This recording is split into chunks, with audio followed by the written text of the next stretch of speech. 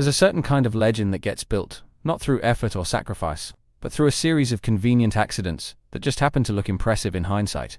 And somehow, Han Solo has become the poster child for exactly that. The man crashes into the rebellion by mistake, grumbles through every mission, and walks away with a medal like he actually planned any of it. Think about it. This is the guy who only rescued Leia because he thought there might be a reward, who bailed on the Death Star fight until the last 5 minutes, and who forgot to fix his own hyperdrive before fleeing an entire Imperial invasion. And yet, he's treated like the James Bond of the Outer Rim. Charming. Sure, but one bad dice roll away from total disaster every time. Now, I'm not saying Han isn't likable. I'm saying he's likable the same way that one friend is who keeps showing up late to every group hangout but somehow never gets uninvited. He's fun. He's cool. But let's not pretend he's carrying the moral weight of the story, when he's mostly just reacting to whatever insane thing Luke or Leia does next. And when you really look at his story arc, it's mostly just him reluctantly doing the right thing after exhausting every possible wrong option first. He doesn't sacrifice himself, doesn't lead armies, doesn't even fully commit until the trilogy is basically over. And by that point, the real emotional heavy lifting has been done by everyone else. But somehow, the mythology around Han keeps growing. The smuggler who shot first, the rogue with a heart of gold, the guy who gets romantic subplots while other characters get trauma arcs. It's like the fandom collectively agreed to ignore all the times he messed up because, hey, at least he looked good doing it. In this video, we're breaking down the myth of Han Solo, why his reputation as a galactic legend might be a little overblown, how he coasted on charisma while better characters did the actual work, and why Star Wars might need to stop rewarding luck and start recognizing effort. Let's talk about Han Solo. The man, the myth, the guy who somehow managed to become a rebellion icon without ever really trying. He wasn't a Jedi, wasn't particularly loyal, and for most of the original trilogy, he was basically just trying to not get shot. And yet, he ends up getting treated like he's the galaxy's golden boy. How did that even happen? Was it the vest? The blaster? The fact that he was the only one cool enough to roll his eyes at the Force while standing next to a space wizard? Or was it just because Harrison Ford could make smirking look like a personality trait? Because from a story perspective, Han mostly just stumbled into things. He wasn't trying to save the princess. He was trying to get paid. He didn't believe in the cause. He just believed in not getting vaporized. And the entire Death Star rescue plan only worked because Luke had the Force and Leia had brains. Han was just the guy yelling in the hallway and hoping no one noticed he was making it up as he went. Even in Empire, the big escape from Hoth almost turns into a disaster because Han forgot to fix the hyperdrive. And instead of apologizing, he shrugs it off like he meant to do that. What's honestly kind of maddening is how much praise this man gets for doing the bare minimum. He shows up late to the Death Star battle, fires once, and suddenly he's the reason the galaxy got saved. Really? Luke uses the Force, Obi-Wan sacrifices himself, the entire rebellion plans the attack, and Han pops in like a dramatic +1 and walks away with a medal. The guy literally dipped on the entire fight until the last second. That's not strategy. That's bailing until it's safe to be a hero. And somehow, that turned into one of the most celebrated moments in sci-fi history. Imagine if your group project was saved by the guy who forgot it existed until the final slide and still got the same grade as you. He spends most of Empire getting Leia mad, arguing with C-3PO, and struggling with a ship that barely works. And yet every time he talks, characters act like he's the glue holding the group together. Even though most of the time, he's winging it and hoping Chewie can fix whatever he just broke. And then there's Return of the Jedi, where his big master plan is to dress up like a bounty hunter and immediately get captured. Again, then he spends the rest of the movie playing second fiddle to Leia, Luke, and a tribe of teddy bears. It's not that he's useless, but let's be honest, if Han hadn't shown up, the story probably would have gone the same way. It's like the franchise decided early on that cool lines and cocky energy were enough to earn him permanent legend status. And that's fine for a side character. But when you treat that like heroism, it kind of cheapens the people who actually did the hard work. There's a sad undertone to Han's story that never really gets addressed. Because behind all the charm and bravado is a guy who never really belonged anywhere. He wasn't a Jedi, wasn't a rebel, wasn't a politician or a general. He was just a guy trying to survive in a galaxy that didn't care whether he lived or died. He had no real home, no cause. Just a ship, a Wookiee, and a habit of running from anything that felt too real.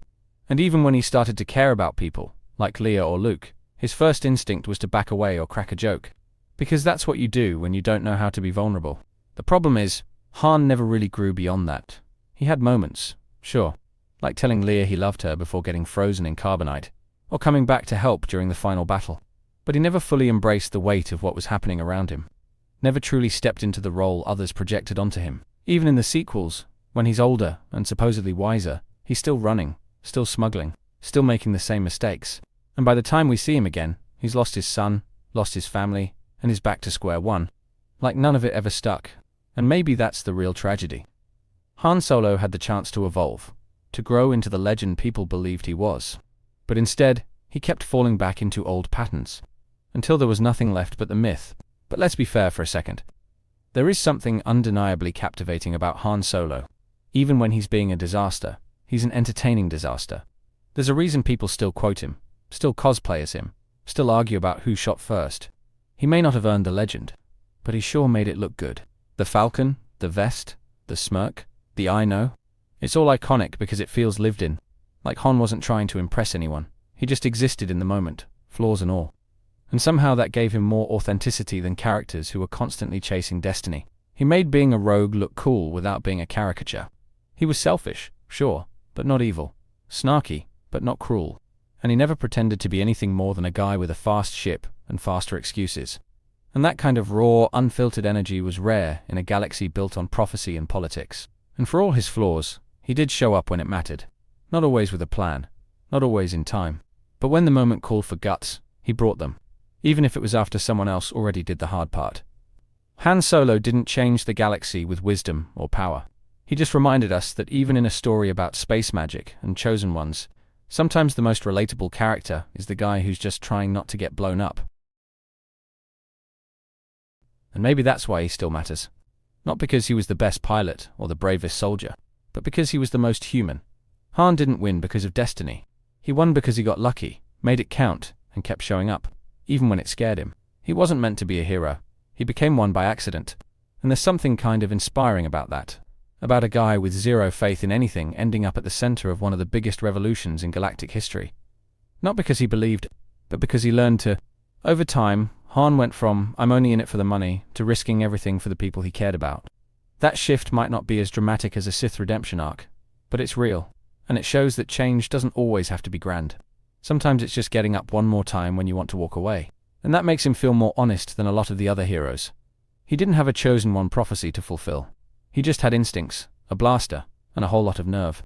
And when the galaxy needed him, he didn't run the second time. So yeah, maybe he wasn't the smartest or most selfless. But he evolved. Slowly, stubbornly. And if that's not a lesson in hope, I don't know what is. But in the end, Han Solo's legacy is a strange mix of fact and fiction. He's remembered as a hero. But the truth is way messier. He wasn't the heart of the rebellion. He wasn't a tactical genius. He was a lucky survivor who became a symbol of something bigger than himself. He didn't ask to be a legend. He didn't even try to be a leader. And maybe that's why it hurts when his story ends with a blade through the chest from his own son, not in battle, not in glory, but in an awkward moment of connection that came too late. He gave us laughs, gave us style, gave us that one time he stuffed Luke into a tauntaun like a weird sleeping bag. But what he never gave us was the full transformation we were hoping for. He flirted with greatness, but never fully embraced it. And maybe that's the point. Maybe Han Solo was never supposed to be the ideal. Maybe he was just the guy who made us believe it was okay to be scared, to mess up, to not have it all figured out, and still make a difference anyway. Because in the end, Han Solo wasn't great because he was perfect. He was great because he wasn't. And sometimes, that's the most honest hero Star Wars ever gave us. Thank you for watching the whole video. I make videos because of my love for Star Wars and Marvel. I've been asked countless times how I get my subtitles, and I generate them automatically with a tool I built. That same tool can be used here on my website. It's completely free and doesn't require signing up. My website contains the subtitle generator that is perfect for any video. Blogging post, where you can sign up with your email and receive notifications for when I post, and also my 3 channels. Critical Analysis Hub focuses on Star Wars and Marvel movies. Critical Analysis Hub Plus looks at Star Wars and Marvel shows. And Critical Analysis Hub XP centers on video games, like The Last of Us series, Jedi Survivor, and GTA 5. Thank you for being a fan.